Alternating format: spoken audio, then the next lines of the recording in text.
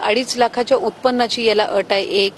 दुसरी याला अट आहे की ते महाराष्ट्र राज्याचे नागरिक असले पाहिजेत, त्याच्यामुळे ती एक महत्त्वपूर्ण अट आहे.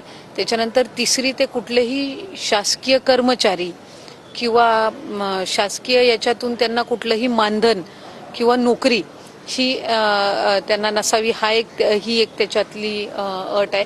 यानंतर आपल्याला तिकडची जी तालुका असेल, समजा ग्रामीण भाग असेल तर तिथली अंगणवाडी सेविका, परिवेशिका, ग्रामसेवक यांच्याकडे त्या संदर्भातली नोंदणी ही आपल्याला करायची आहे. शहरातले असेल तर त्यांना वॉर्ड ऑफिसरकडे किंवा तिथं जी अंगणवाडी सेविका किंवा परिवेशिका असतील, ज्या ज्या ठिकाणी अंगणवाडी शहरामध्ये आहेत तिथं त्यांना या संदर्भातली नोंद करायची आहे. 21 वर्षापासून ते 60 वर्षापर्यंतची जी माझी भगिनी आहे ती या योजनेचा लाभ घेऊ शकणार आहे.